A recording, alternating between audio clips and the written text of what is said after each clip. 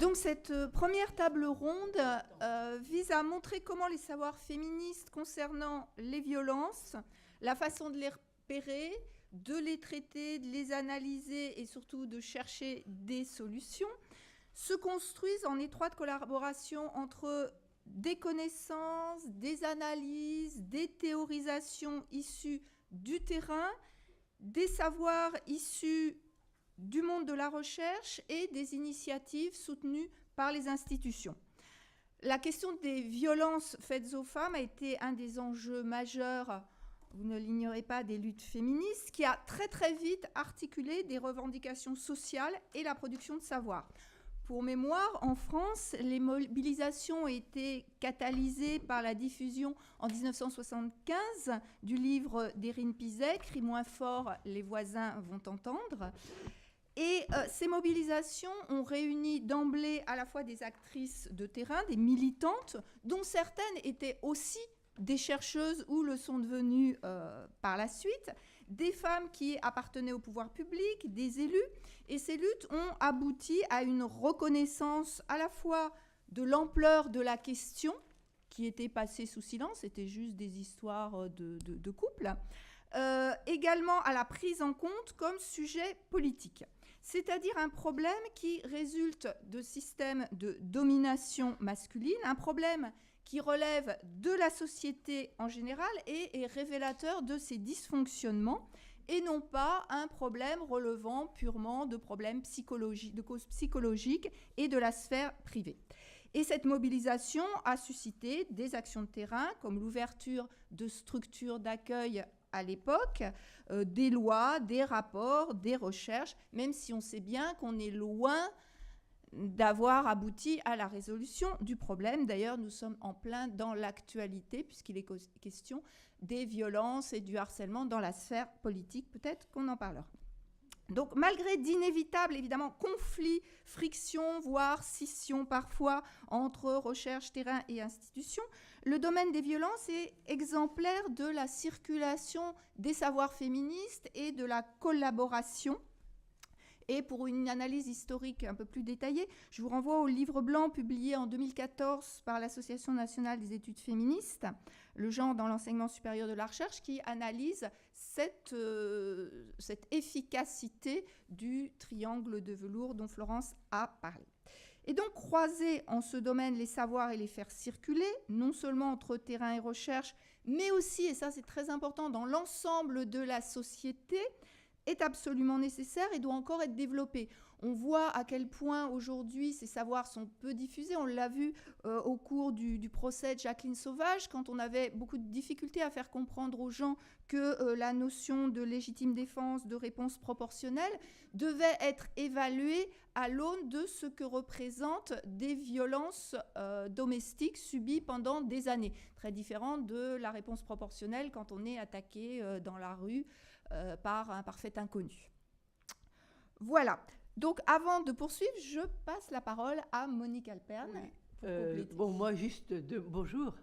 Juste deux mots. En relisant la préparation de ces assises, le mot violence sexiste tel que nous l'avons appréhendé, j'avais envie de préciser qu'on est en fait resté dans un champ assez national.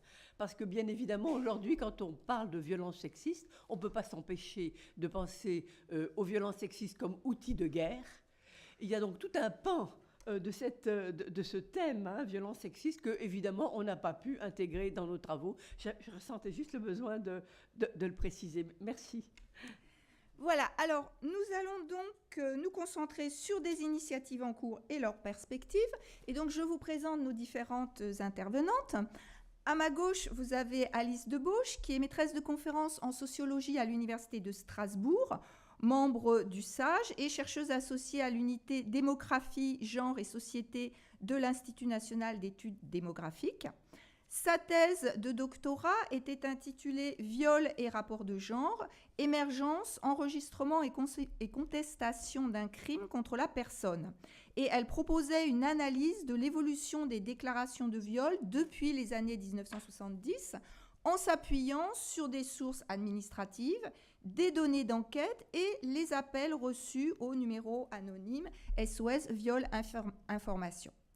Aujourd'hui, elle poursuit ses travaux sur le genre, les violences et la sexualité, et elle a dirigé avec Christelle Hamel le numéro 32.1 de mars 2013 de Nouvelles questions féministes, violences contre les femmes. Isabelle Collet, qui se trouve donc à droite de Monique, est féministe, directrice de la Maison des femmes Thérèse Claire à Montreuil, informatrice droits des femmes spécialisée sur les droits des femmes subissant des violences et membre active des comités de pilotage, conseil local de sécurité et de prévention de la délinquance, conseil de surveillance, etc. Tout à fait au bout de la table, Christelle, pas tout à fait, non, presque avant-dernière, Christelle Hamel est sociologue, responsable de l'unité de recherche démographie, genre et société de l'Institut national d'études démographiques. Elle a mené des recherches sur les rapports de genre et la sexualité chez les jeunes. Aujourd'hui, elle coordonne l'enquête Virage, qui est une grande enquête quantitative sur les violences et les rapports de genre. Et bien entendu, elle a co-dirigé avec Alice Debauche le même numéro de Nouvelles questions féministes. Enfin, Imam Karzabi est chargé de mission à l'Observatoire régional des violences faites aux femmes du centre Hubertine Auclair, qui est un centre, je pense que tout le monde connaît, mais Centre francilien pour l'égalité femmes-hommes, qui est un organisme associé au Conseil régional d'Île-de-France. Dans son parcours professionnel, elle a travaillé sur la thématique de lutte contre les violences faites aux femmes au sein de différentes structures, notamment Amnesty International, la Commission européenne, au sein d'associations d'accompagnement de femmes victimes de violences. Et par ailleurs, elle est politiste et ancienne allocataire de l'Institut Émilie du Châtelet, avec une thèse qui porte sur l'analyse des politiques publiques d'égalité femmes-hommes et de lutte contre les violences, une thèse qui devrait être soutenue très prochainement, pour laquelle on lui souhaite beaucoup de réussite. Voilà, donc le principe est toujours le même pour ces assises. Nous posons 3 questions successivement. Pour chaque question, chacune de nos intervenantes a 5 minutes strictement chronométrées, nous serons féroces, pour répondre, et on passe à la question suivante. Voilà, donc notre première question sera: quel est l'objet, l'action ou l'initiative à laquelle vous avez participé qui vous paraît emblématique de cette circulation des savoirs sur les violences sexistes envers les femmes, et quels sont les apports que vous considérez les plus importants? Et nous commencerons, suspense, par Christelle Hamel, pour lui demander un petit peu de répondre sur ce sujet. Merci. Bon, je vais donc parler de l'enquête Virage, violence et rapports de genre, contexte et conséquences des violences subies. Alors, qu'est-ce que c'est que cette enquête? Donc, c'est une grande enquête quantitative qui vient d'être réalisée auprès de 27 000 personnes. Quel est l'objectif de cette enquête? Il s'agissait pour nous, une quinzaine d'années après la première enquête nationale sur les violences faites aux femmes, l'enquête ANVEF, qui a été réalisée en 2000, d'actualiser les connaissances sur la question. Les actualiser parce qu'elles commençaient à tomber un petit peu dans l'oubli. C'était les seules données statistiques dont on disposait sur les violences faites aux femmes, mais leur ancienneté faisait que les journalistes commençaient à se dire qu'on ne pouvait plus s'en servir. Et les pouvoirs publics attendaient également un renouvellement de ces connaissances. Donc il s'agit d'actualiser, mais il s'agit aussi d'aller un petit peu plus loin. Et vous pouvez constater, rien qu'en portant votre attention sur le titre des 2 enquêtes, qu'on est passé de la question des violences faites aux femmes à la question des violences et des rapports de genre. Donc c'est un changement qui est notable et qui a un sens. Il a un sens parce que ça veut dire plusieurs choses dans l'enquête. Ça veut dire notamment qu'on a inclus dans l'enquête la population masculine, ce qui n'était pas le cas de la première enquête, mais qu'on reste dans une perspective d'étude des violences faites aux femmes, c'est-à-dire dans une perspective d'étude des rapports de genre, c'est-à-dire qu'on cherche à savoir comment les violences s'inscrivent dans l'ensemble des inégalités entre les hommes et les femmes et dans les rapports de pouvoir entre hommes et femmes. Mais notre idée était aussi de comprendre quelles étaient les violences subies par les hommes, en sachant qu'un des résultats attendus, c'est que les violences subies par les hommes sont aussi des violences commises par d'autres hommes. Et que si on veut faire baisser les violences à l'encontre des femmes, peut-être qu'il faut aussi penser à faire baisser les violences entre les hommes, et que c'est quelque chose qui fait système et qu'il faut penser ensemble. L'autre chose, c'est qu'il existe depuis l'ANVEF d'autres enquêtes, notamment les enquêtes de victimation, qui sont faites dans une perspective de mesure de l'insécurité en France, de l'ensemble des actes et délits qui sont subis par les personnes, et que ces enquêtes faites par l'Observatoire national de la délinquance et des réponses pénales et par l'INSEE sont faites auprès des deux sexes, et qu'elles révèlent, notamment pour le contexte des violences conjugales, que les hommes déclarent aussi des violences dans le contexte conjugal.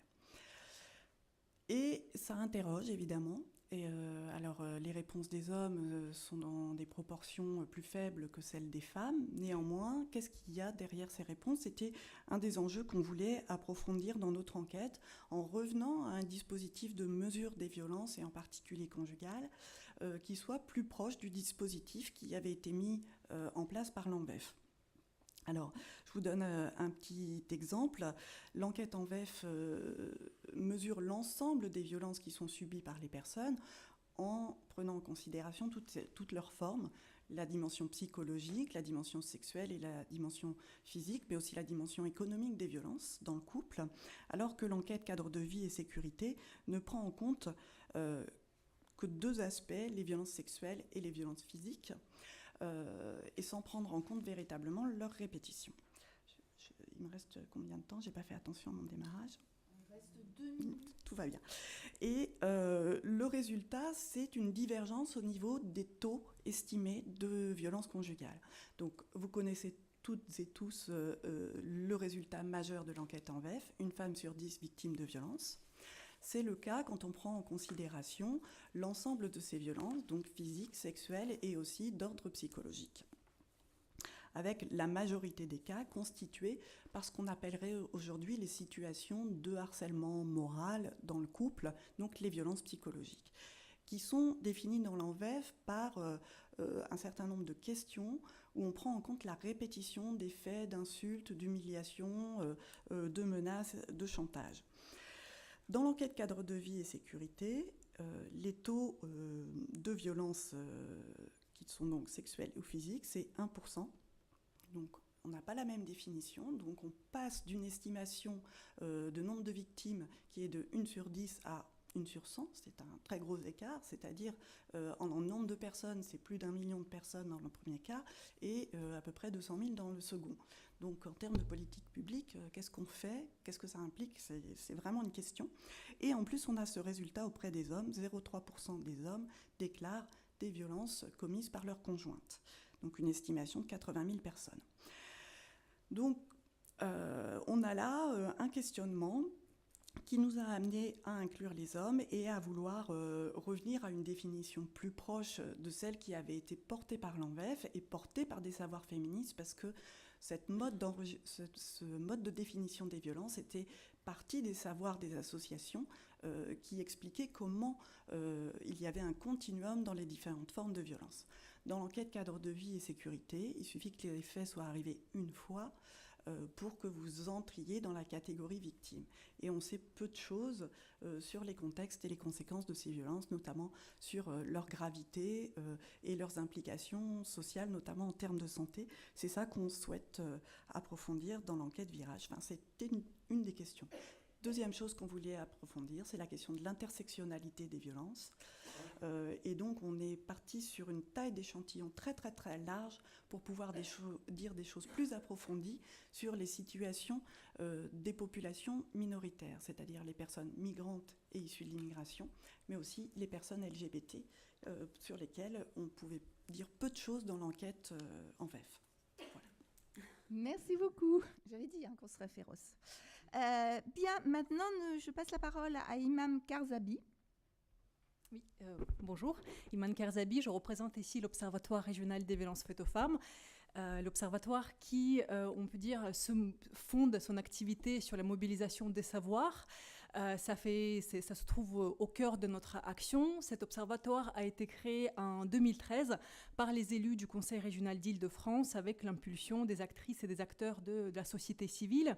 Et cet observatoire a été intégré au Centre Hubertine Auclair, donc l'organisme associé du Conseil régional, qui est un centre de ressources pour l'égalité entre les femmes et les hommes. Et l'intérêt d'intégrer cet observatoire au sein du Centre Hubertine Auclair, qui travaille de manière générale sur les questions d'égalité entre les femmes et les hommes, est double. Donc, tout d'abord, ça nous permet de travailler sur les violences avec une analyse genrée.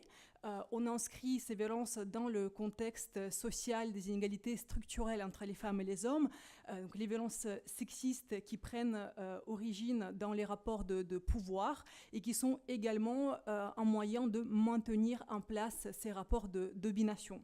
Et par la suite, le fait d'intégrer cet observatoire au Centre Hubertine Auclair, ça nous permet également de s'appuyer sur un réseau de partenaires avec une expertise multiple. Le centre a aujourd'hui plus de 140 membres, syndicats, collectivités territoriales, associations. La Maison des femmes Thérèse Claire en fait partie. On travaille également en partenariat avec l'équipe Virage, parce que le Conseil régional cofinance l'enquête, et on aura également à l'issue un rapport francilien avec les données concernant Île-de-France en particulier. Pour revenir à la circulation des savoirs, je pense qu'on peut dire que l'essence même de la création de l'Observatoire en 2013 est le résultat de cette circulation de savoir en cours, notamment depuis les années 1970. Donc tout d'abord, bien sûr, la thématique, la problématique des violences faites aux femmes a été portée par la société civile qui a insisté sur le fait qu'il ne s'agit pas des violences qui concernent la vie privée des personnes, mais il s'agit bien des problématiques sociales et surtout politiques.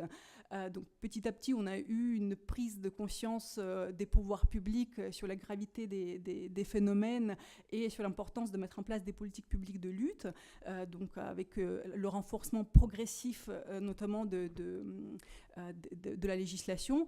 Et également, par la suite, le moment clé, c'est l'enquête INVEF, comme ça a été souligné tout à l'heure, avec les résultats qu'on a eus dans les années 2000 et qui ont permis à mettre en place une politique cohérente de l'État avec les plans triennaux de lutte contre les violences faites aux femmes.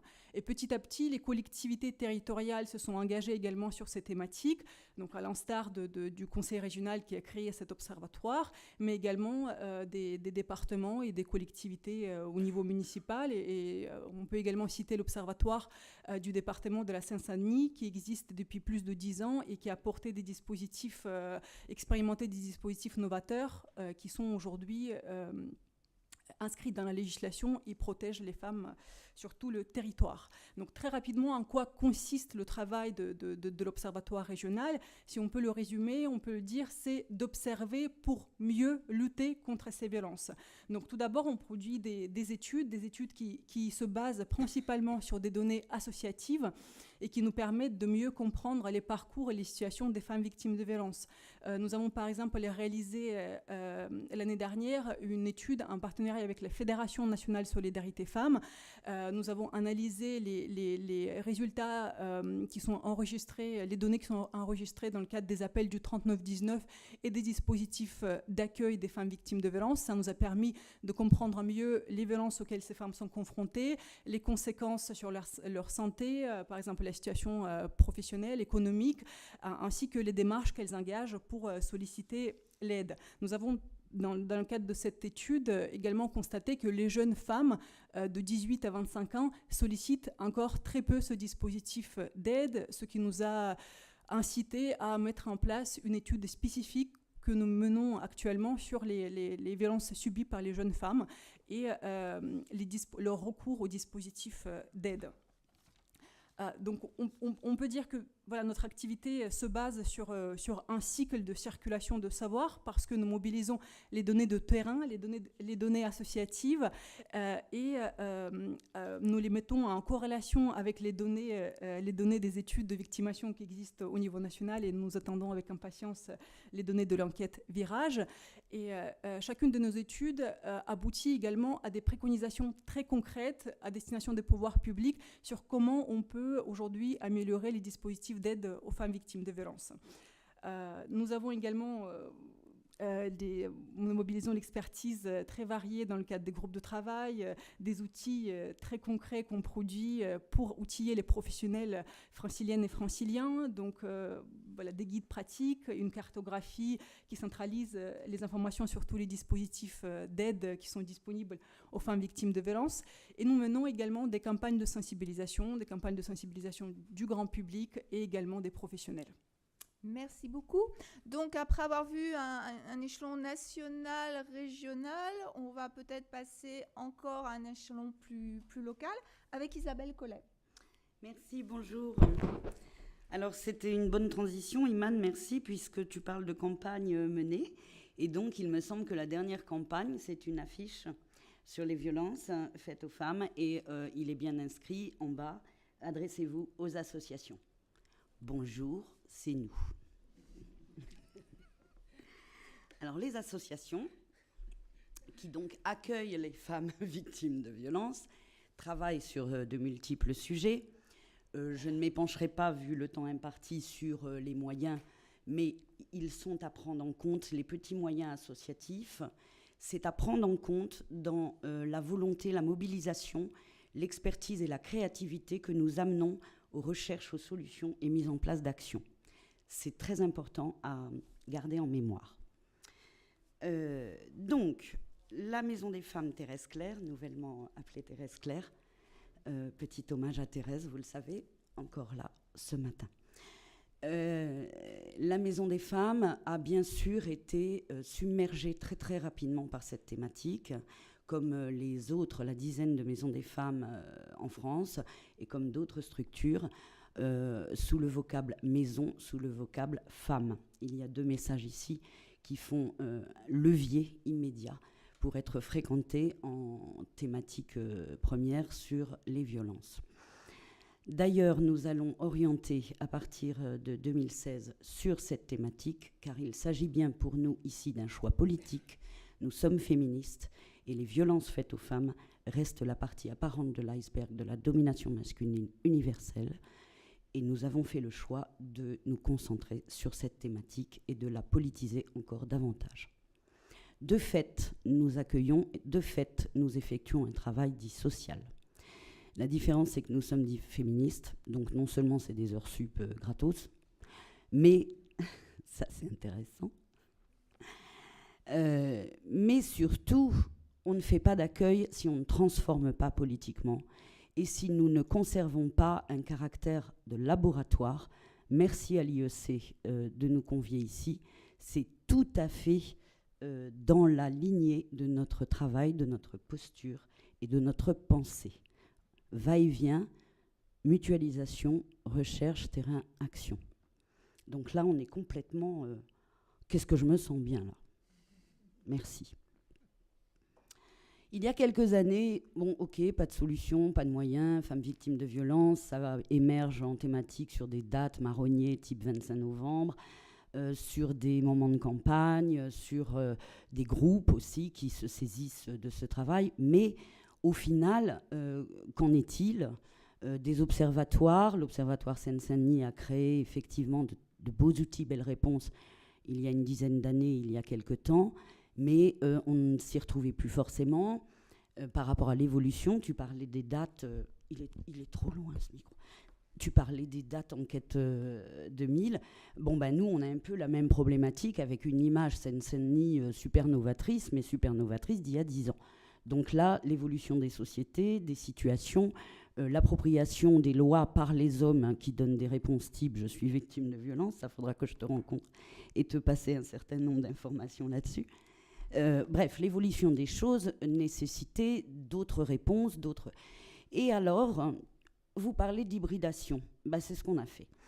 Il y a à peu près 6 ans, on observe, puisque les féministes, on échange, on est réseau, on est multiples, on confronte, on partage. C'est notre procédure de travail permanent, notre propre. Et donc, eh ben, on a piqué une idée super. Merci Montréal, merci la faculté de Montréal, la plateforme intersectorielle d'accueil collectif des femmes victimes de violences. Boum, ça c'est dit. Sauf que la plateforme intersectorielle d'accueil collectif, là déjà tout est dit. On crée cela, aujourd'hui vitesse de croisière. Nous sommes 8 intervenantes bénévoles à travailler sur cette plateforme, 4 avocates aujourd'hui du barreau de Bobigny engagées par charte sur la thématique d'accompagnement femmes ayant subi des violences. Je quitte le mot victime, vous verrez pourquoi après. Il y a une psychologue victimologue, il y a une conseillère conjugale formée à la victimologie, une juriste spécialisée en droit des étrangers, une féministe informatrice droit des femmes. Voilà. Aujourd'hui, nous sommes à peu près à une dizaine de femmes accueillies, on ne va pas plus au-delà de 10 par permanence hebdomadaire, qui ont lieu tous les jeudis, contre vents et marées, qu'il fasse froid ou chaud, je ne sais pas. Bon, voilà. Sauf jeudi dernier, mais il doit y avoir deux permanences de fermées dans l'année, quelque chose comme ça. Et donc, malheureusement, c'est un succès, mais heureusement, nous en tirons aujourd'hui les analyses et constats du type accélération, avec le recul, les années accélération du temps de parcours des femmes, qui est une accélération notoire, une structuration des parcours et surtout une multiplicité et un pilotage multiple dans un parcours de femmes subissant des violences, puisqu'on n'est pas en pilotage uniquement sur le logement ou uniquement sur le droit ou uniquement sur la santé, sexualité, qui reste un tabou d'ailleurs. Nous sommes en multipilotage. Donc, si c'est fini, je dirais juste que la plateforme, maintenant, on en entend parler dans les médias, merci les médias et les politiques, il s'agit bien d'un concept horizontal, et ça, c'est propre au féminisme peut-être, de la transversalité des données et du rapport de flux qui nécessite un partage, une mutualisation. Accueil collectif, ça le collectif et le féminisme, longue histoire, échange, prise de conscience, lecture politique, mise en problématique publique, lever des obstacles intérieurs communs, dynamique de groupe. Intersectoriel, écoute et traitement pluriel des situations, intervention, accompagnement sur différents domaines de vie impactés par les violences, créativité, ressources face aux difficultés d'accès aux droits, aux dispositifs et aux interlocuteurs spécialisés. C'est fini. Merci beaucoup. Et nous passons maintenant la parole à Alice Debauche, peut-être pour une vue transversale à tous les niveaux. Un tout petit peu décalé, mais merci. Donc moi, comme l'a précisé Hélène Marquier, j'ai travaillé sur la question du viol et des violences sexuelles, là où jusqu'à maintenant on a, même si ces choses sont très liées et s'entrecroisent, parlé plutôt de violences conjugales. Et je voulais reprendre ce qu'a dit Hélène Marquier en introduction sur le rôle des mouvements féministes dans l'émergence des problématiques liées aux violences sexistes et très particulièrement sur la question du viol. Et je pense qu'il est assez d'actualité de réaffirmer le rôle qu'ont eu les groupes non mixtes dans l'émergence de cette parole sur les violences sexuelles et les violences contre les femmes, puisqu'il y a actuellement des mouvements de contestation de ce mode d'organisation. Et voilà, donc il me paraissait important de souligner ce que la morphologie du mouvement féministe des années 1970 a apporté à l'émergence de cette parole sur les violences sexuelles, sans parler de tout le travail de théorisation, de politisation des violences contre les femmes, et en particulier des violences sexuelles, dont il a été démontré qu'elles avaient un rôle de contrôle social du comportement des femmes, et en particulier de leur sexualité. Donc je reviens maintenant plus particulièrement à ma propre recherche. J'ai donc mené ma thèse de doctorat sur le viol, et il s'agissait principalement de comprendre ce qui se cachait derrière des chiffres publics, derrière des statistiques publiques, puisque j'ai fait une recherche en sociologie quantitative. Je m'intéresse principalement à la production et à l'analyse des statistiques. Et je suis donc partie d'un constat qui était celui de l'augmentation très importante des plaintes pour viol, et plus généralement pour violences sexuelles, entre les années 1970 et le début des années 2000, quand j'ai commencé ma thèse. Pour être précise, on enregistrait environ 1 millier de plaintes pour viol au début des années 1980 et environ 10 000 depuis le début des années 2000. Donc il y avait cette augmentation très importante qui m'interrogeait. Il s'agissait notamment de comprendre dans quelle mesure il pouvait s'agir d'une augmentation des actes ou l'hypothèse que je favorisais dès le départ, d'une plus grande propension des femmes victimes ou ayant subi des violences sexuelles à porter plainte, à prendre la parole sur les violences qu'elles avaient subies, dans la lignée de ce mouvement féministe des années 70 dont j'ai souligné le rôle au début. Alors voilà, face à ce constat, je me suis intéressée donc aux chiffres disponibles, aux statistiques de police et de justice, aux statistiques d'enquête, mais un des apports aussi des recherches féministes et du travail des associations sur les violences sexuelles, c'est d'avoir montré qu'une très faible proportion de victimes portent plainte. Selon les études, on va compter que c'est de 5 à 10% des femmes qui ont subi des violences sexuelles qui portent plainte. À partir de là, s'en tenir aux données de police ou de justice pour travailler la question du viol pose clairement un problème, c'est qu'on passe à côté de 90 à 95% des personnes victimes et des cas de violences sexuelles.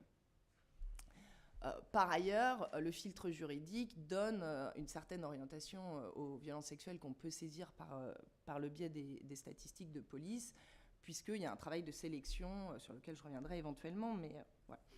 Donc je suis face à cette question, face à ce besoin d'avoir des données, et ces données ne doivent pas avoir subi ce filtre judiciaire. Et je me suis alors tournée vers d'autres formes de statistiques, d'autres données disponibles, en l'occurrence celle du collectif féministe contre le viol, qui gère depuis 1986 le numéro anonyme et gratuit SOS Viol Femmes Information, qui avait été notamment lancé par Yvette Roudy, et qui reçoit, donc depuis 1986, plusieurs milliers d'appels par an, qui en garde une trace. Alors, dans les années 80, une trace écrite avec des grilles d'enregistrement et des verbatims, et puis depuis les années 2000, des traces informatiques. Et donc, avec l'accord de l'association, après leur avoir présenté mon travail de recherche, j'ai eu accès à ces données, j'ai eu accès à leurs locaux, j'ai eu accès à leurs dossiers et à leur travail quotidien, ce qui m'a permis de constituer une base de données, puisque c'est ça qui m'intéresse, de plus de 36 000 appels au cours d'une vingtaine d'années, entre 1986 et 2006, et ainsi de pouvoir analyser dans une perspective féministe, hors du filtre juridique, la parole des victimes qui était portée auprès de cette association. Je terminerai là-dessus. La suite, bientôt. Merci pour la richesse donc, de vos témoignages et de vos apports.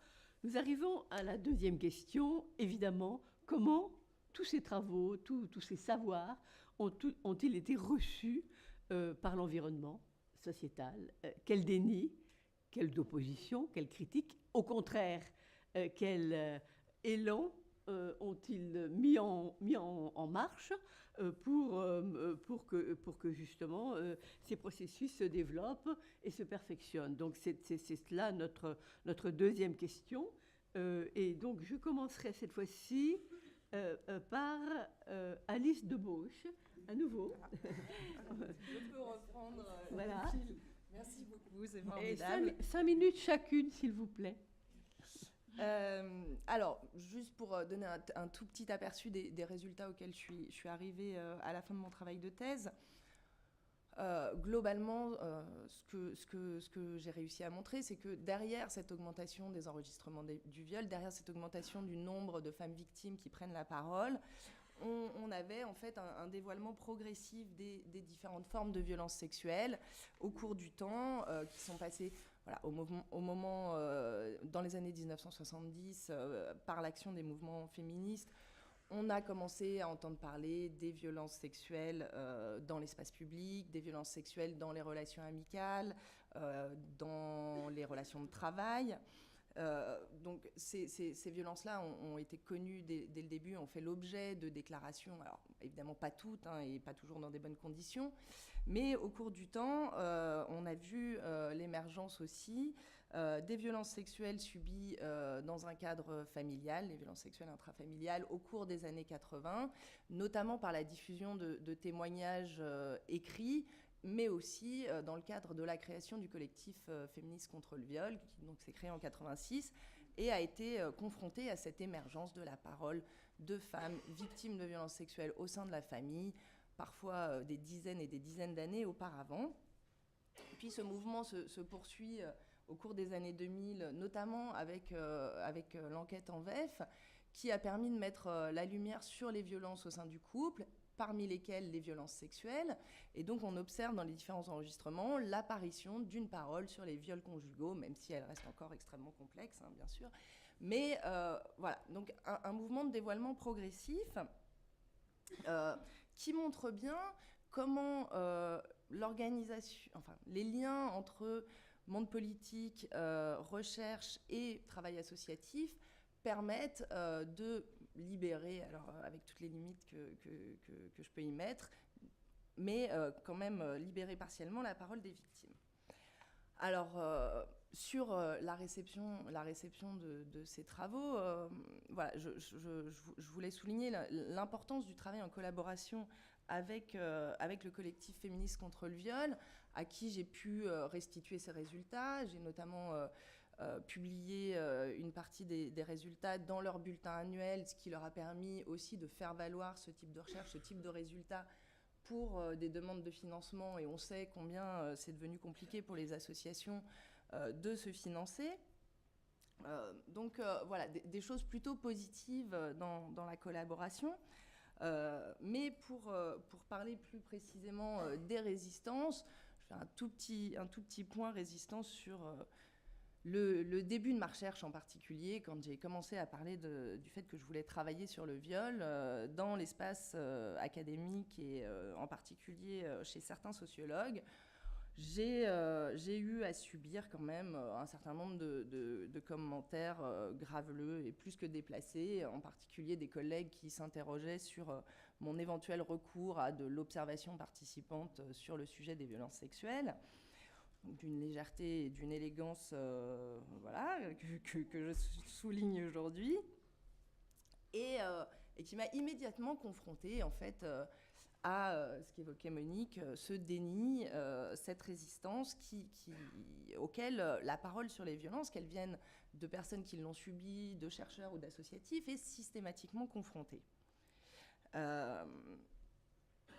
Cette résistance qui a été évoquée, ce déni, donc, qui passe par plusieurs mécanismes, hein, la minoration, l'humour viril et potache, entre guillemets, et de manière beaucoup plus globale, la culpabilisation systématique des victimes, m'a aussi permis en retour de voir à quel point le travail collaboratif avec les associations était l'occasion avait été pour moi la création d'un espace où j'ai réellement pu construire ma recherche dans une perspective, dans un environnement bienveillant, solidaire, collectif, qui était vraiment extrêmement...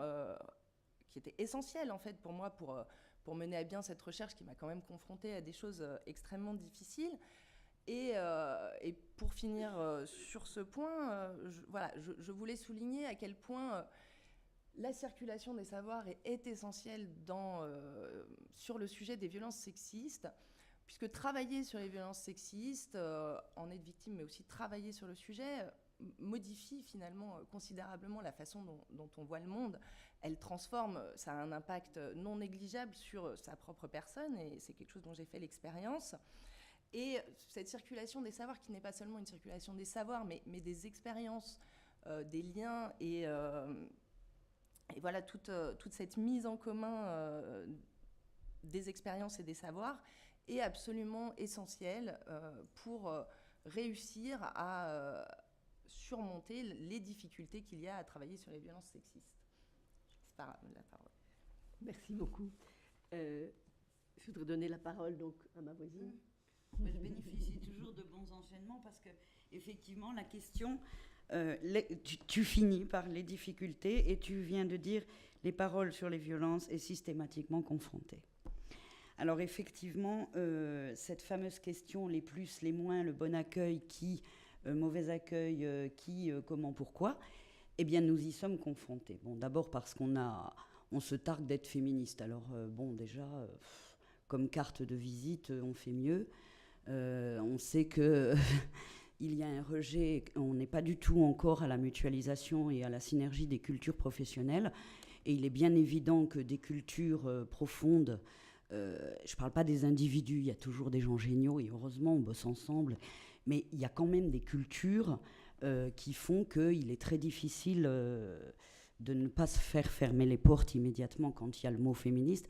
Et bien sûr, le mot violence faite aux femmes. Alors là, mis à part les réflexions systématiques du type les hommes aussi, et pourquoi. Bon, d'accord. Alors, c'est comme quand on présente n'importe quel boulot et qu'on est une femme vis-à-vis d'un collègue mec. C'est-à-dire que féminisme et violence, on a déjà 20 minutes de démonstration pour faire entendre qu'il y a un sujet, que c'est pas une anecdote et que c'est politique.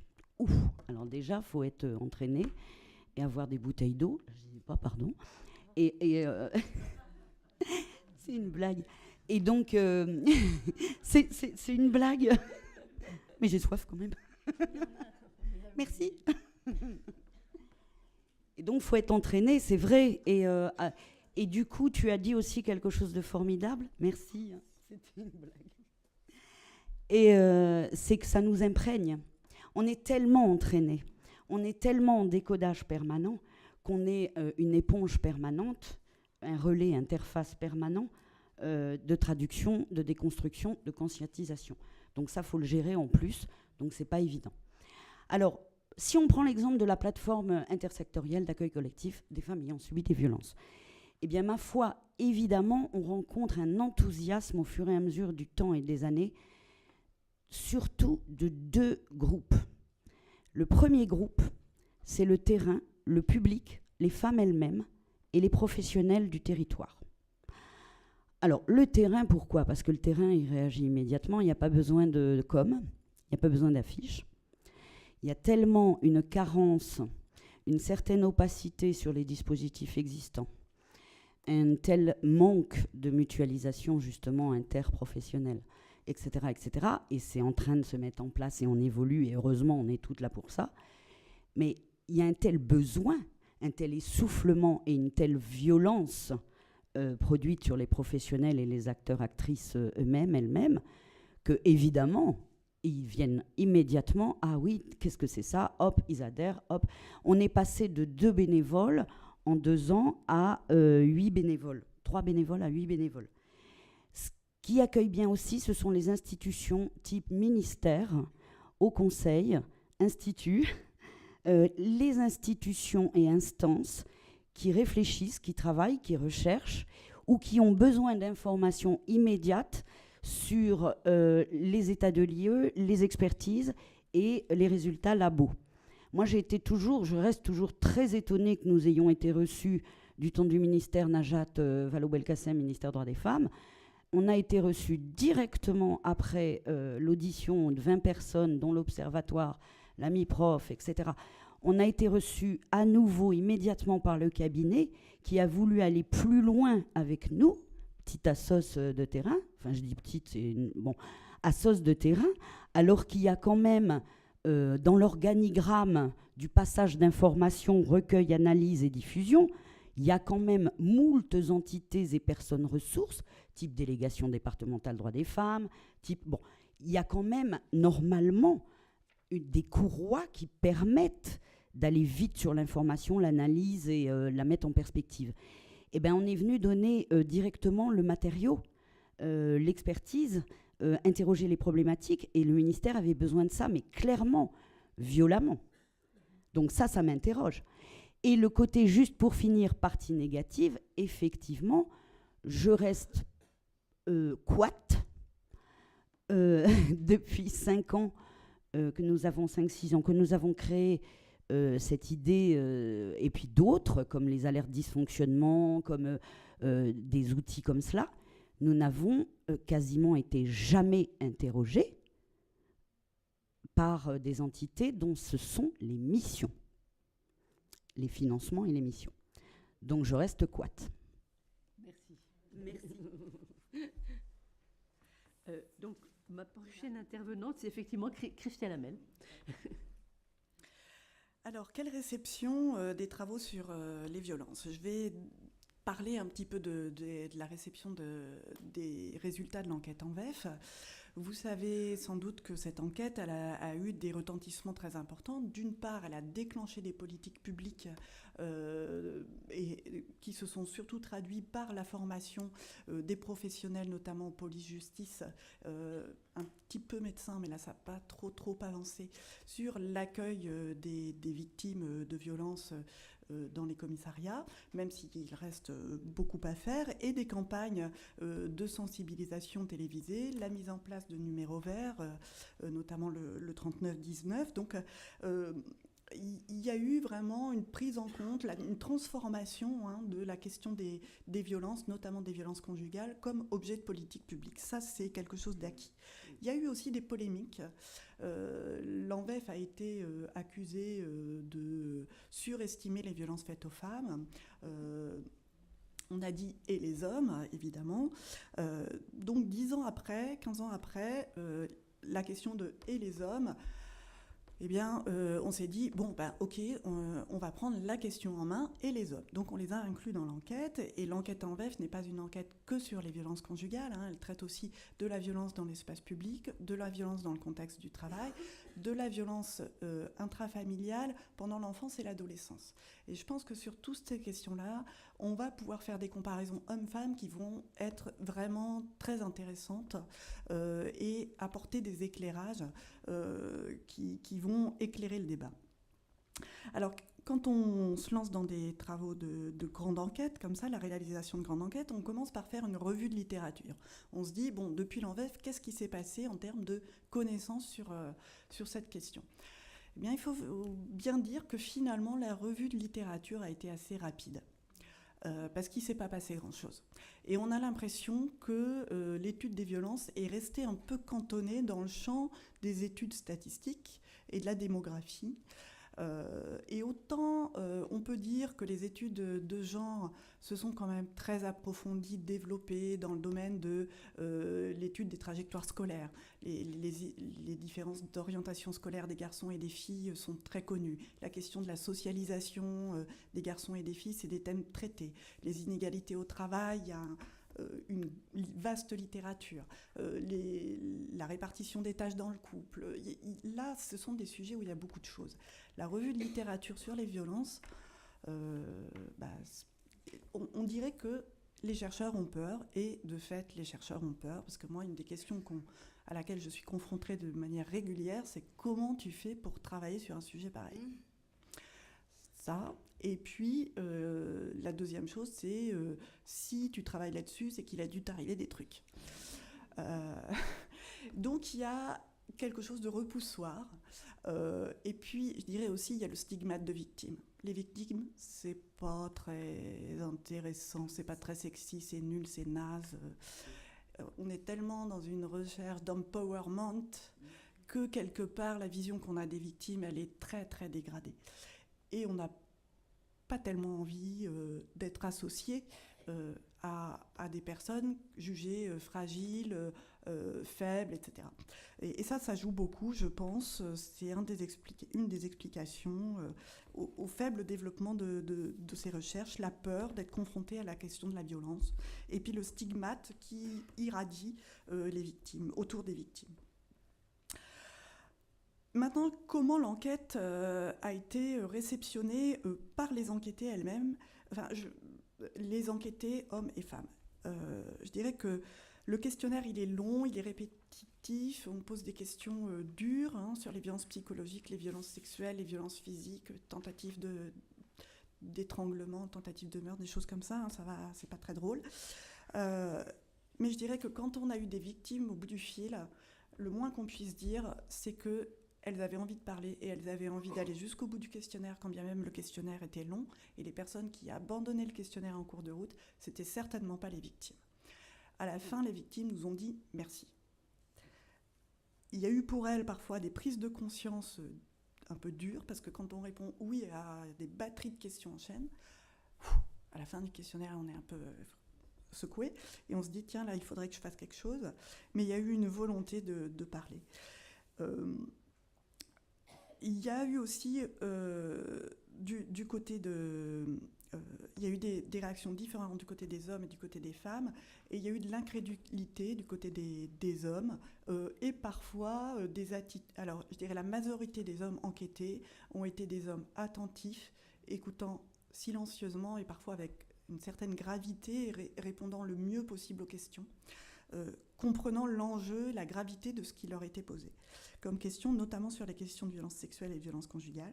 Et puis, alors, on a eu une minorité d'hommes, mais qui étaient quand même présents, qui étaient des hommes rigolards, dragueurs, qui ont retourné les questions, notamment sur les violences sexuelles, et en ont profité pour malmener les enquêtrices, on peut le dire. Et ça, c'était quand même un petit peu une surprise. On a eu aussi des femmes incrédules qui, elles, n'avaient pas subi de violence et qui avaient des réactions un peu de défense et de déni du type « mais c'est pas possible, ce que vous nous posez comme question, ça n'existe pas dans la vie ». Voilà, c'est un peu le profil de réception qu'on a eu par les enquêtes. Merci, Imam. 5 Merci. minutes. Oui, pour faire suite à tout ce qui a été déjà dit, donc effectivement, d'un côté, on peut observer plusieurs progrès en matière de lutte contre les violences faites aux femmes, donc par rapport aux données dont on dispose aujourd'hui, par rapport à la prise en considération de ces questions par les politiques publiques, par rapport à la parole des victimes qui se libèrent, et notamment, on observe que le recours aux dispositifs d'aide est plus important aujourd'hui par les victimes qu'il y a quelques décennies. Par contre, bien évidemment, il reste encore beaucoup d'améliorations à faire dans le domaine. Je voudrais en particulier souligner la formation des professionnels. Je pense qu'il faut poursuivre la formation de la police, de la justice, des médecins sur ces questions pour que les violences faites aux femmes soient comprises avec toutes leurs spécificités. Elles se basent sur des mécanismes bien précis, avec des rapports de domination, avec l'emprise, avec la stratégie de l'agresseur qui vise à isoler et à culpabiliser les victimes. Donc tous ces mécanismes doivent être compris par les professionnels, et une prise en charge adaptée doit leur être proposée. Aujourd'hui, par exemple, les associations d'aide spécialisées aux victimes des violences, aux femmes victimes de violences, indiquent qu'en moyenne, 7 allers-retours sont nécessaires pour une personne qui s'adresse à un dispositif d'aide, entre le moment où elle fait le premier recours à ce dispositif et le moment où elle quitte définitivement, par exemple, l'agresseur. Donc toute cette temporalité doit être prise en compte par les professionnels et doit être respectée. Je voudrais également souligner le fait que quand on parle des violences faites aux femmes, quand on parle de cette thématique, les violences sont souvent réduites aux violences conjugales. Déjà, en ce qui concerne les violences conjugales, je pense qu'il est important de préciser que encore très souvent, on utilise le terme des femmes battues. Et pourtant, on sait que les violences conjugales, c'est également les violences psychologiques, c'est également les violences sexuelles, les violences économiques, les violences administratives. Donc je pense que il y a encore besoin de faire de la sensibilisation autour de cette multiplicité des violences que les femmes subissent. Et également, au-delà des violences conjugales, il est important de renforcer les dispositifs de sensibilisation et les dispositifs d'aide aux victimes en ce qui concerne d'autres types de violences. Par exemple, les violences faites aux femmes au travail, les viols, les agressions sexuelles, ce qui a été souligné tout à l'heure par Alice Deboche, le fait qu'encore très peu de victimes portent plainte. On a toujours, les chiffres se situent toujours autour du 10% de victimes qui portent plainte aujourd'hui. Et pourtant, les données, aussi bien les enquêtes de victimation que les données remontées par les associations, indiquent qu'une femme subit un viol ou une tentative de viol toutes les 7 minutes en France. Et d'ailleurs, 90% de victimes connaissent leur agresseur. Donc c'est quelqu'un qui fait partie de l'entourage de la victime, ce qui permet de casser l'idée reçue sur un inconnu dans l'espace public la nuit. Il est également important de parler des violences lesbophobes, qui doivent être considérées comme des doubles violences faites aux femmes, du fait du sexisme et également de l'homophobie. Et les dispositifs d'aide, d'accompagnement doivent être renforcés par cette thématique. Et peut-être de manière plus générale, pour conclure, je pense que les violences faites aux femmes continuent encore aujourd'hui à être considérées trop souvent comme des problèmes personnelles qui résultent des actes délinquants personnels, interpersonnels. Et je pense que c'est important de les inscrire à nouveau dans la problématique sociale des inégalités entre les femmes et les hommes et faire davantage le lien entre le sexisme et les violences faites aux femmes. Merci beaucoup. On est peut-être à l'aube d'une petite révolution, de toute façon, dans ces domaines. On va voir. Voilà. Enchaînement sur la dernière question. Et on garde la même intervenante pour continuer. Quels enseignements donc tirez-vous des expériences que vous nous avez toutes décrites? Quels sont les développements et les perspectives en cours pour développer les dynamiques engagées? Quels outils de sensibilisation, de mobilisation vous pouvez envisager autour de ces questions de violence sexiste? Donc, on continue. Merci. Peut-être, justement, pour aborder la question de la sensibilisation, les travaux de l'Observatoire montrent qu'il est important de travailler sur ces questions dès le plus jeune âge.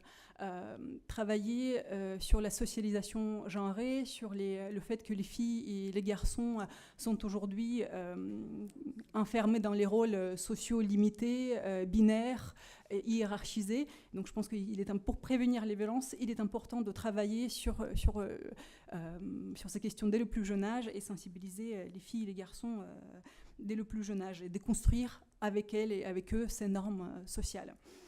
Peut-être également pour lutter efficacement contre les violences faites aux femmes, il est important de se mobiliser, de continuer à se mobiliser contre le sexisme qui est omniprésent dans tous les espaces des médias, les espaces politiques, les espaces publics. Et en parlant des espaces publics, je voudrais également souligner peut-être les nouveaux défis, c'est les espaces publics numériques avec la multiplication, ce qu'on peut appeler du cybersexisme, des violences sexistes et sexuelles perpétrées via des réseaux sociaux, avec des blagues sexistes, des commentaires sexistes, des appels à des viols, des phénomènes d'ailleurs qui sont appelés par plusieurs féministes comme des viols numériques parce que leurs conséquences sont aussi graves pour les victimes que des viols subis dans la vie réelle. Il est important de se mobiliser contre ces sujets du point de vue pour que les politiques publiques et la législation avancent. On peut citer la problématique du revenge porn, dont vous avez sûrement entendu parler. C'est la vengeance donc suite à une rupture amoureuse, la vengeance d'une personne contre l'autre, avec la diffusion des photos intimes et des vidéos intimes de la partenaire contre son gré ou à son insu. Donc, actuellement, le cadre législatif ne permet pas aux victimes d'être protégées. Et tout récemment, suite à une forte mobilisation féministe, dans le cadre de la préparation du projet de loi pour la République numérique, suite à la mobilisation féministe, justement, le cadre législatif a été renforcé. Donc tout récemment, il est encore en discussion en commission mixte paritaire entre le Sénat et l'Assemblée nationale. Donc là, ça montre à nouveau cette circulation de savoir entre le mouvement féministe de terrain qui accompagne les victimes sur ces nouvelles, quelque part, formes de violence et leur capacité à impacter la décision politique sur ces sujets. Donc voilà, peut-être pour conclure, il est important de déconstruire les normes genrées pour améliorer l'efficacité des politiques publiques et éradiquer les violences à leurs racines. Merci beaucoup, fantastique pour le temps. Christelle Hamel. Alors, quels enseignements, quelles perspectives?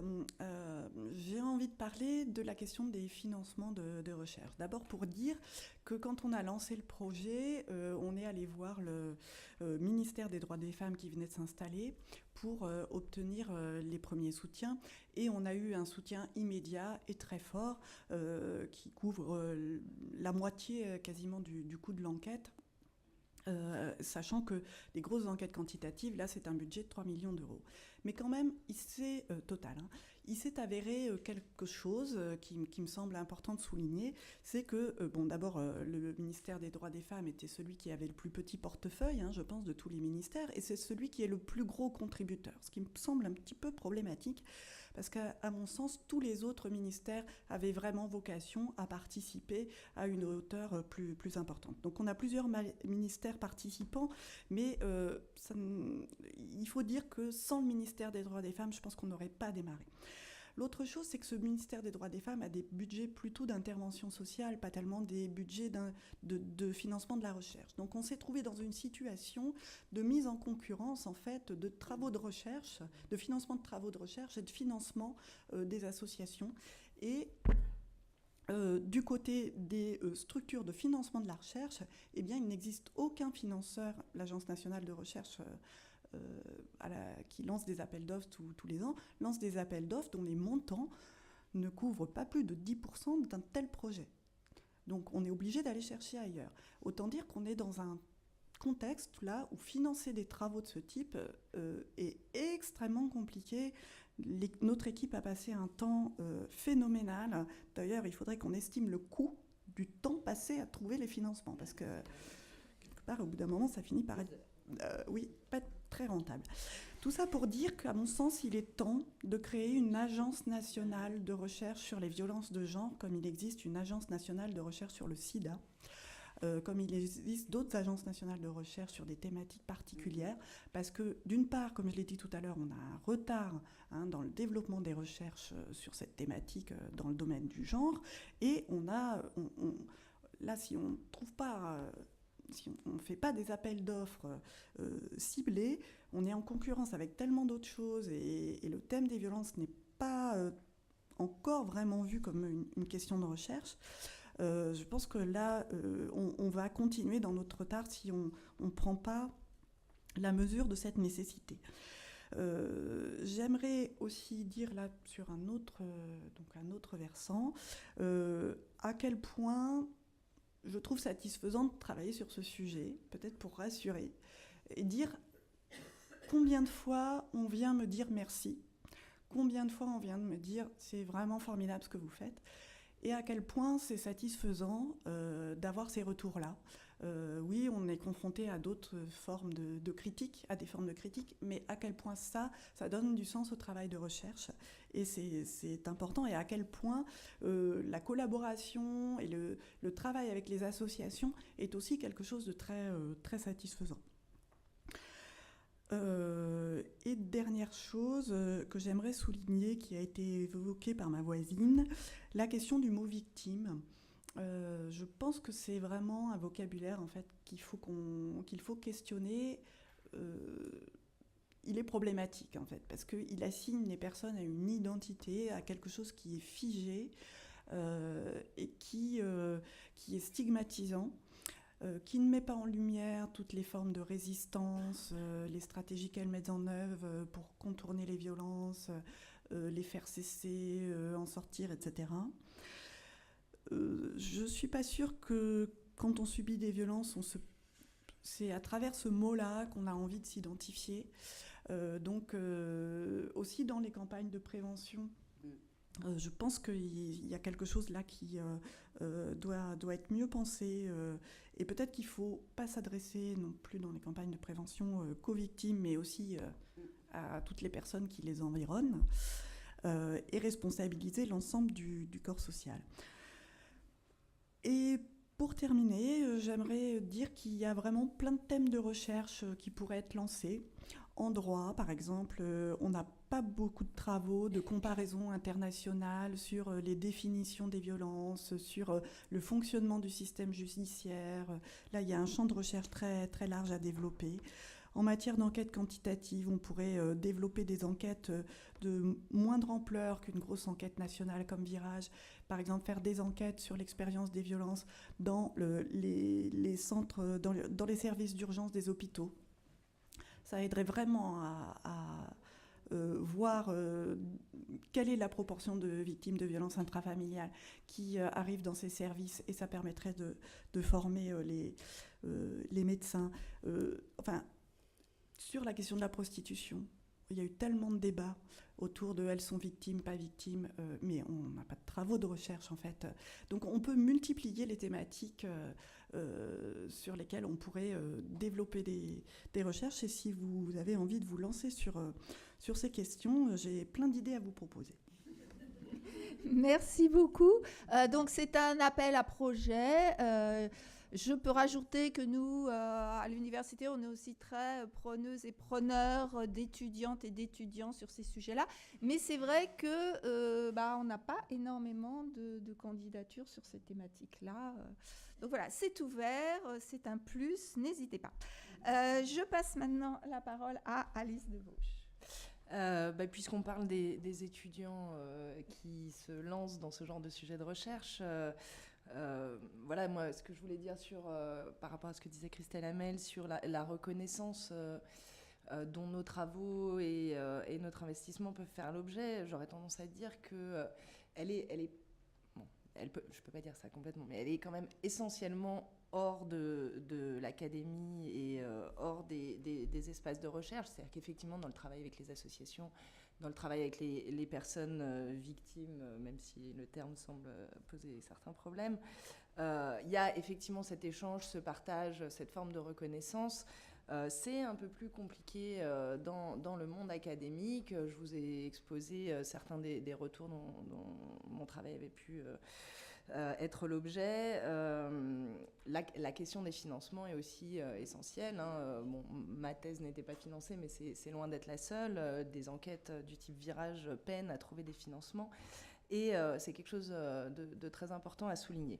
Alors, pour en revenir à ma recherche en particulier, mon travail sur les violences sexuelles, je pense que ce qui pour moi est un des enseignements majeurs, en particulier sur le sujet de la circulation des savoirs, c'est ce que je résume en disant que plus on en parle, plus elles en parlent. Et voilà, c'est quelque chose que j'ai pu montrer très directement dans ma thèse, notamment à partir des appels au collectif féministe contre le viol. Quand il y a une émission de télé, un horaire de grande écoute qui parle des violences sexuelles, le lendemain, les jours qui suivent, les semaines qui suivent, l'association reçoit un nombre très important d'appels. Quand il y a un débat parlementaire, juridique sur la question des violences sexuelles, les associations reçoivent des appels et éventuellement ces personnes portent plainte si tel est leur choix. Donc voilà, pour moi, il est essentiel de réaffirmer l'importance des campagnes d'information, des campagnes de prévention et de cette diffusion des savoirs, de ces ressources existantes sur les violences contre les femmes et en particulier sur les violences sexuelles. Dire ce dont il s'agit, dire comment elles s'organisent, dire que 90% des agresseurs sont des hommes connus de la victime, qu'une grande partie des violences se passent dans l'enfance et l'adolescence, dans le cadre familial notamment. Voilà, dire ça, le répéter à l'infini, parce que malgré tout, voilà, à chaque fois, ça a un effet. Ça va aider des femmes ou des hommes qui sont victimes de violences sexuelles à prendre la parole, à s'adresser à des associations, à éventuellement porter plainte. On a un exemple là dans l'actualité très récente, avec la sortie de l'affaire sur Denis Baupin. On a vu ces femmes qui ont dit ce qui leur était arrivé, la publicisation de ce discours par les médias. Dans la foulée, on entend des femmes politiques révéler des violences dont elles ont été l'objet, qui remontent pour certaines à 1979, puisqu'il a été question de l'agression par un sénateur de la ministre aux droits des femmes de l'époque. Donc on voit vraiment très mécaniquement comment une prise de parole, un discours, une publicisation de ces violences aide les autres, permet l'émergence d'une parole sur ces questions. On peut d'ailleurs espérer, à propos notamment de cette affaire de Denis Baupin, que les mécanismes d'imposition du silence dont il a été question, le déni face aux violences sexistes, finissent par s'émousser, puisque systématiquement, on a affaire à une minoration de la parole des victimes, à une minoration des violences dont elles ont fait l'objet, à une mise en cause, à une culpabilisation des victimes, une culpabilisation qui est d'ailleurs intégrée par elle-même, puisque la ministre que j'évoquais dans le tweet où elle révèle les violences qu'elle a subies dit « honte à moi de ne pas en avoir parlé ». C'est quand même invraisemblable qu'elle arrive à se culpabiliser de ne pas avoir parlé, alors que des milliers d'autres femmes n'en parlent pas non plus, et puis que surtout c'est la société qui ne veut pas ou qui les entendre ou ne leur permet pas toujours de dire ce dont il est question. Voilà, je vais conclure là-dessus, donc sur cette importance de faire émerger la parole des victimes, et pour ça, de diffuser les connaissances et les apprentissages, qu'ils soient construits dans le monde universitaire ou au sein des associations et des espaces politiques. Merci beaucoup. Et très rapidement, la parole à notre dernière intervenante, Isabelle Collet. Merci. Alors, d'abord, je pense que le travail qui est prioritaire, c'est difficile de hiérarchiser, classer. Mais bon, d'abord, il faut casser les idées reçues. Les femmes ont du mal à parler, les femmes ont du mal à porter plainte, les femmes... Ce sont autant d'idées reçues qui ne favorisent pas la fabrication de politiques publiques réelles. Non, les femmes n'ont pas de mal. Aujourd'hui, à la Maison des femmes, on est à 300 femmes à peu près sur les plateformes sur un an. On doit avoir quelque chose, je n'ai pas fait vraiment les stats, mais on doit être sur 25% de femmes qui ont du mal, en premier jet comme ça, à porter plainte, mais qui, en fréquentant la plateforme, le font, et en comprenant les processus, le font au bout de 2 à 4 semaines. Donc le problème, c'est pas ça, c'est comment sont reçues ces femmes. Peuvent-elles porter plainte ? Quel message on envoie à ces femmes ? Surtout quand dans les flyers et docs divers et variés et toujours bien présentés, on a si les femmes n'osent pas porter plainte. Donc là, on envoie un message supplémentaire. Ah bon, ben moi, c'est pas ça mon problème, alors pourquoi moi, j'oserais pas porter... Enfin, donc, il y a des idées reçues qui sont extrêmement dommageables pour les publics, pour les professionnels aussi, qui les font partir sur un fantasme qui ne correspond pas aux besoins de travaux immédiats et réels, et sur aussi un décalage glissement des politiques à mettre en place et mises en place. Une autre idée reçue, par exemple, alors là, en tant que féministe, j'aime bien l'attaquer celle-là, les femmes subissant des violences ont besoin de confidentialité. Oh là là, elles vont aller s'enfermer dans la dernière pièce, tout au fond de la structure, pour aller parler des violences qu'elles subissent. Oui, il y a des femmes qui ont besoin de se sentir surtout en accueil bienveillant, de se sentir comprises et immédiatement non jugées, non rejetées sur le schéma de la culpabilité. Elles n'ont pas de mal du tout à parler des violences qu'elles subissent quand elles poussent la porte de la maison des femmes. Thérèse Claire. C'est bizarre, nous on ne gère pas du tout de la même façon, ou je ne sais pas, enfin, il n'y a pas de problème. Elles ont besoin de solidarité, elles ont besoin de synergie, elles n'ont aucun problème, pour la plupart, pas toutes, mais aucun problème pour parler, et même de choses extrêmement incroyables. Moi, des fois, en entendant après, ou s'il y a des personnes en formation, là, on a reçu une procureure de la République, future proc, sur la plateforme, elle était épatée. Bien sûr qu'elle était épatée. La déléguée droits des femmes Seine-Saint-Denis, elle est partie en... bon, voilà. Oui, les femmes n'ont pas de difficulté à parler.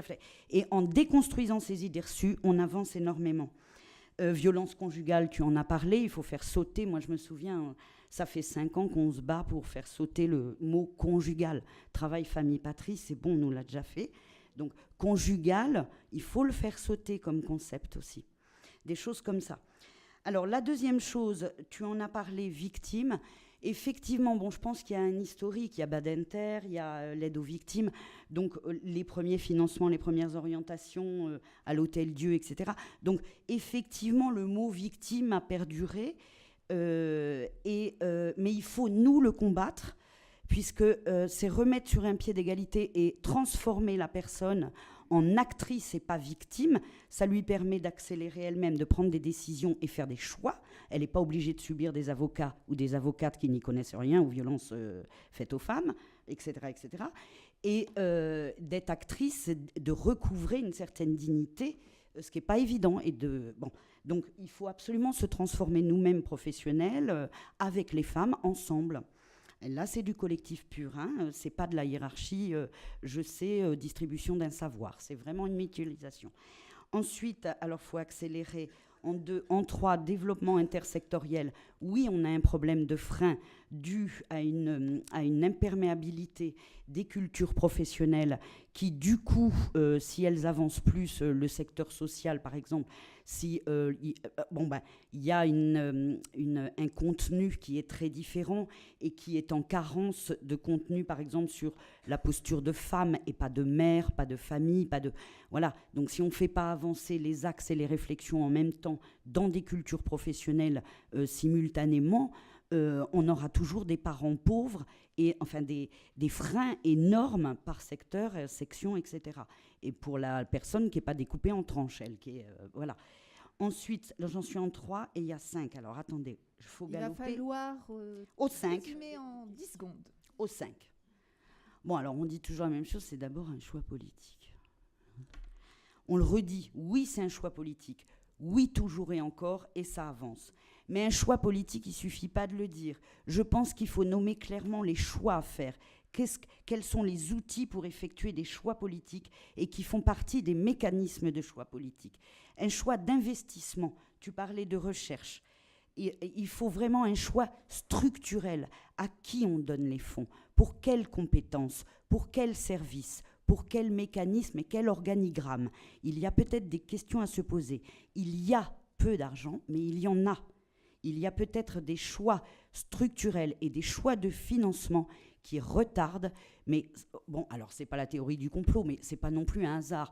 Il y a aussi des choix de ne pas segmenter, de ne pas éclater l'ensemble des choses qui rendent plus opaques, plus difficile, non mutualisable. Si on a des petits financements par-ci, par-là, et que les gens ont trop de boulot et ne se rencontrent pas, ça avance beaucoup moins vite que s'il y a une synergie et une hiérarchie et une force de frappe commune et mixte, évidemment. Donc là, il s'agit de volonté politique. Choix de stratégie, choix de priorité et compétences. Il y a des priorités. Ce n'est pas le moment de prendre des exemples, mais regardez franchement les priorités sur l'axe femmes victimes de violences ou femmes ayant subi des violences. Il y a des priorités de protocoles et dispositifs. Sont-ils les prioritaires? Qu'est-ce que ça représente en enveloppe budgétaire? Qu'est-ce que ça met en branle? Et qu'est-ce que ça impacte en termes de choix politiques et de culture sociale générale? Merci. Merci beaucoup.